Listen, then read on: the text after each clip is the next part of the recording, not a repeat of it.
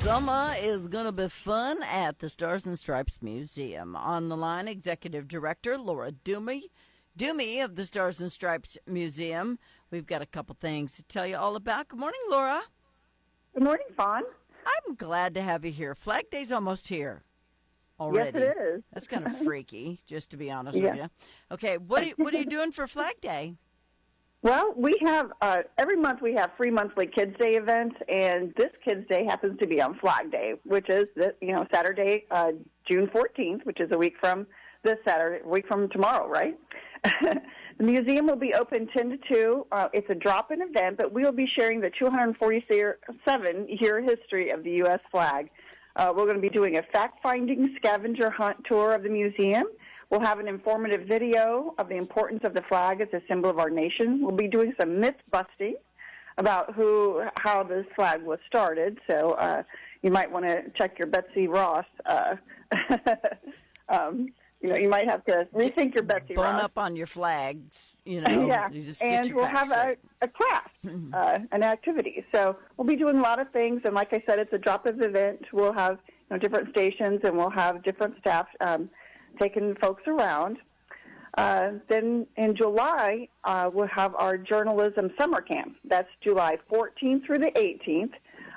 It's a week of hands-on activities covering all the job skills needed to publish and print the third annual kids edition of the Stars and Stripes newspaper. Okay. So the staff will be sharing the history of the Stars and Stripes newspaper with campers through living history presentations and demonstrations of the equipment used by both the military soldiers and the journalists that participated in conflicts covered by the newspaper since the Civil War, 1861. So what grades are you looking at for that? Well, we are looking at 5th grade through 8th grade, and the registration is online.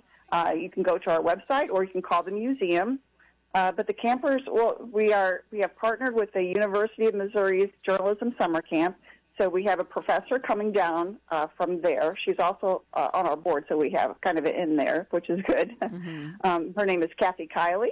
But the campers will learn how to interview, write articles. They're going to be doing illustrations like cartoons and things like that, advertising, and lots of things that go into creating a newspaper. But they don't stay overnight. They just come each No, day. they don't stay overnight. It's a 10 to 4 experience.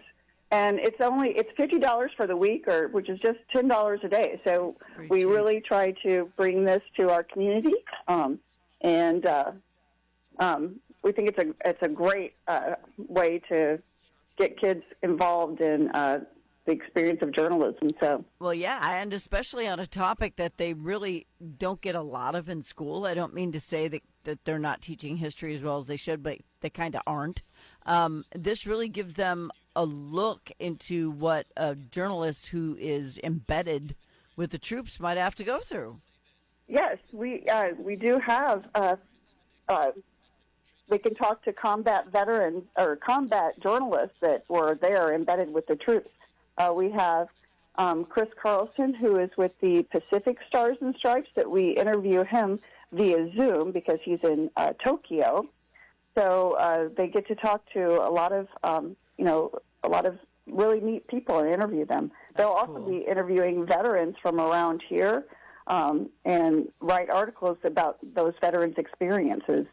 Well, you sure do make it affordable. So if your kid's a history buff, I mean, mine knows every geographical location and every gun used in every war.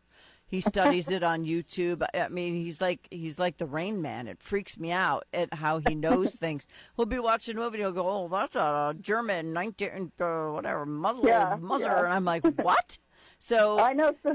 Sometimes dig kids will this come stuff. to the museum and tell me more than I tell them. Yeah, so it's great. Kids dig it. They dig it. They love it. They want to know. Yeah. This stuff is important to them, and we write them off as just a bunch of idiots who want to stare at girls in bikinis, but that's not true. They want to know. Oh, no. They want to know stuff. Yes, they do. And this is a way they get to experience it. Kathy Kiley, our special guest, that's a professor of journalism, she was a journalist for years and years, so she has the experience and the knowledge, and she's a great instructor too. So this is a really great experience. Mm-hmm. That's amazing. So if they want to sign up, they go to your website? Yes, you can go to our website, which is nssml.org, which stands for National Stars and Stripes Museum Library. So it's the first letter of those.